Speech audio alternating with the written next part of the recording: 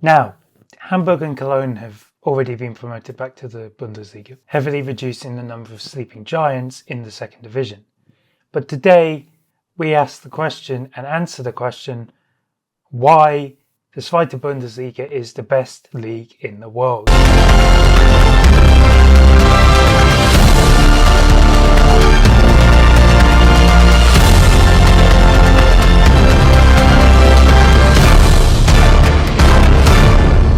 Now, I think the best way to stake this argument is to separate everything into different categories. So the main ones are the teams, the football, and then the player.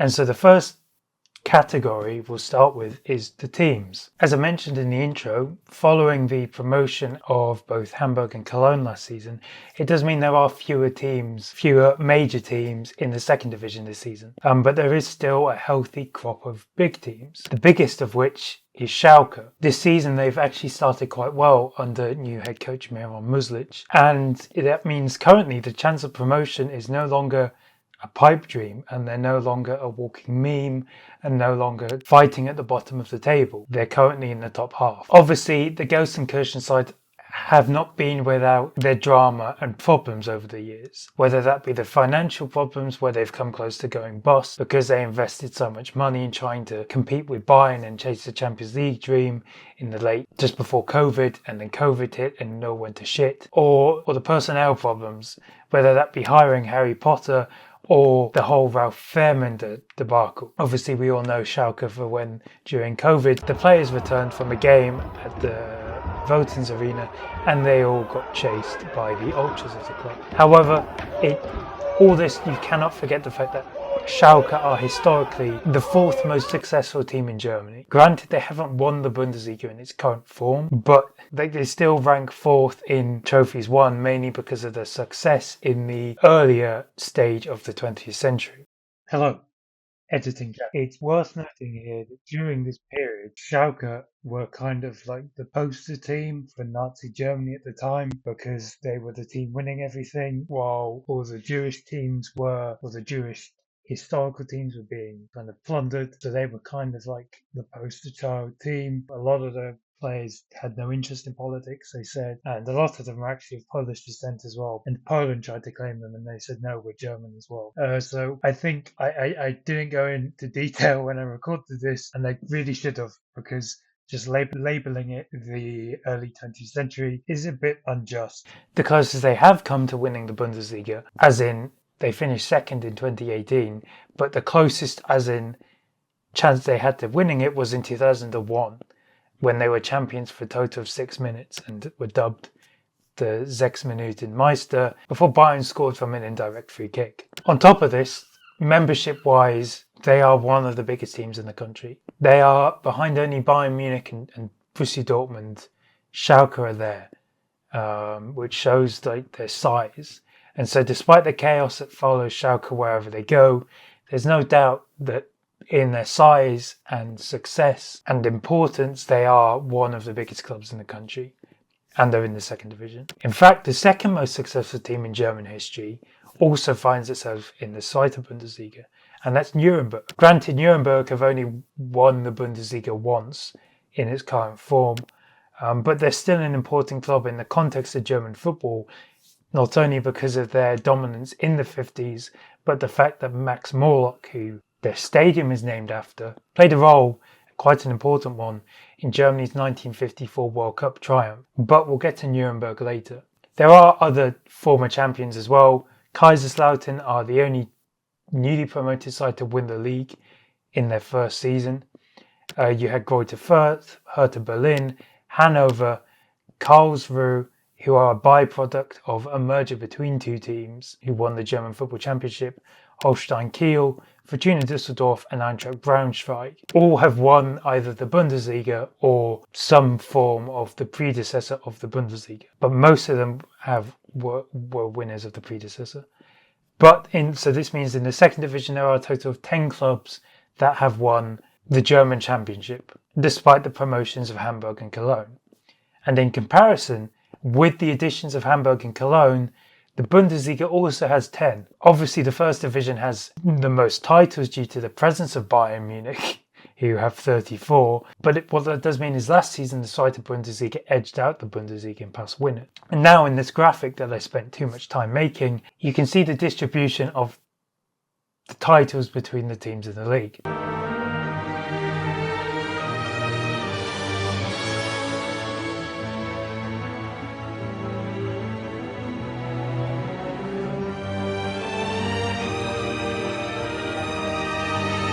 Obviously, what comes with the teams is stadiums, and there are plenty of major and historical stadiums in the second division. The Euros in 2024, 4 of the stadiums used were stadiums of Zweite Bundesliga teams at the time.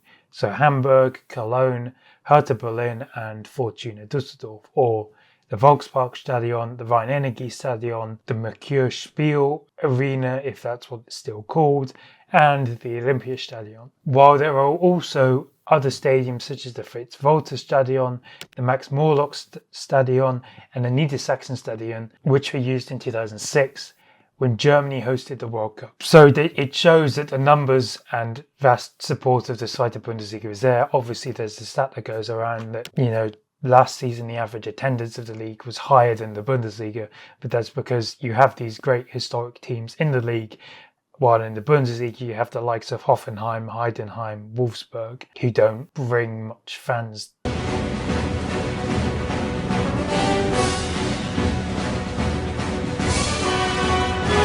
The next part is football.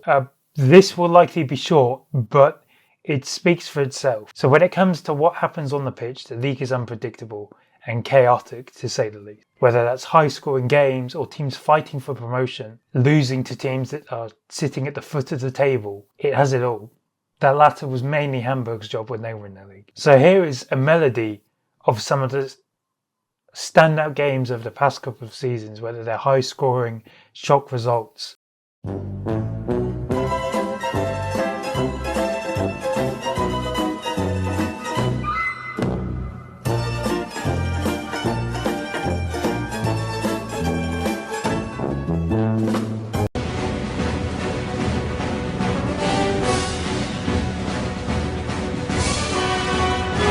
Finally, we'll look at the players.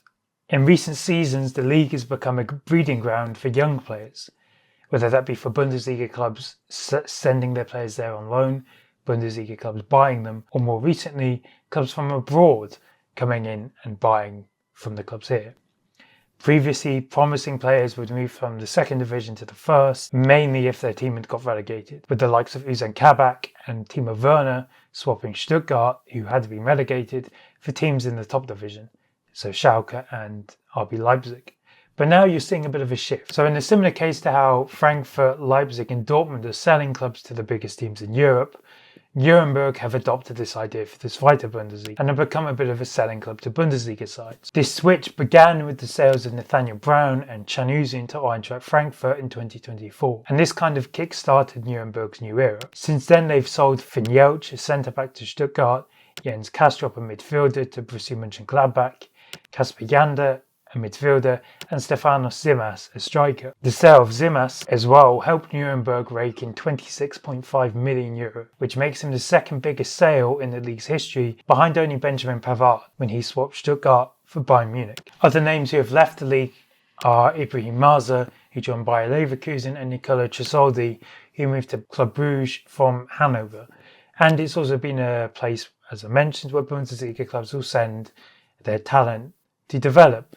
The likes of Paul Vanner, Elias Baum, Fisnik Aslani, Mohamed Damour, Paul Nabel, and then the likes of Artem Stepanov and Francis Onyeka from Leverkusen this season have been sent to the Zweite Bundesliga to develop and have game time. But this summer there's been an increase in clubs from abroad starting to notice the talent that's available in the league. Both Jander and Zimas both left Nuremberg for England, Jander moving to Southampton and Zimas moving to Brighton. While Southampton also came in and bought Damien Downs from Cologne, who got promoted. So it's clear that not only the bigger Bundesliga sides, but teams from both the Premier League and Championship are now starting to take notice of the quality and talent that's within the league. And you're seeing other players move big leagues as well. Jamo Sievert, who is a centre-back for Fortuna Düsseldorf, has moved to Serie A, for example. So you're starting to see more and more players move abroad now. And so with talents such as Pascal Clemens, Linus Gechter and Tjek Ernst at Hertha Berlin, Santiago Castaneda at Paderborn, Louis Ben Farhat at Karlsruhe, Tim Drexler at Nuremberg, as well as the likes of Maurice Krattemacher, who's on loan from Bayern at Hertha,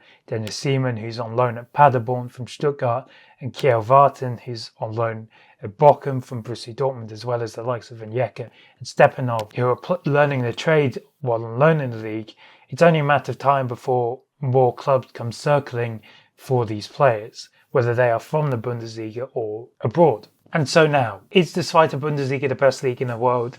I think if you put football purely down to it being enjoyable, it being loud, and you seeing a lot of goals, and I think and you like the unpredictability of it, then I think the answer is yes. Obviously, from a quality perspective, it may not be there the whole time.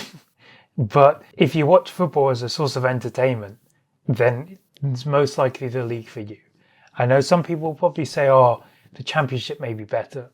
But I mean, the Championship offers the exact same as the Zweite Bundesliga, but the Zweite Bundesliga is louder and it's, I would say, more unpredictable. Obviously, what could help the Zweite Bundesliga in its unpredictability even more is a change of how the third team gets promoted. I'm a big believer in bringing in a promotion system like what's seen in the Championship, because obviously in the Bundesliga, the top 7 teams have something to play for, Europe, basically. And then you can copy this for the same 7 teams in the second division. So you take 3rd to 6th and have them play in a playoff style system, which will then not only add more money for TV revenue, but also bring more chaos. And then you can have the final played at a neutral arena, preferably not the Olympiastadion.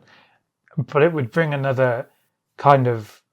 So the Pokal is a showpiece end to the season. And then after you have the second leg of the relegation playoff, which isn't like it happens, then you're like, great, the season's over. But with this, it would bring the end... It would bring a more exciting end to the season. And it would also give these mid-table Zweite Bundesliga teams something to play for as well. Like there's a potential then that they could push into the lower playoff spot, and that means promotion is still likely. And that would also then mean you relegate the 16th team in the Bundesliga. Whether this happens or not, it's unlikely because no one from the Bundesliga will vote for that, because if you're 16th, then you'll be relegated. But I think having the mulligan of being, oh, we were so bad this season, then, we get a second chance to redeem ourselves, then I think that's a bit unfair. So yeah, is the Zweite Bundesliga the best league in the world in terms of chaos, unpredictability, and just pure mayhem? Yes. In terms of quality, it's probably not for you. But yeah, let me know what you think. If you think the Zweite Bundesliga is good, if you think it's crap, or if you think something should change about it.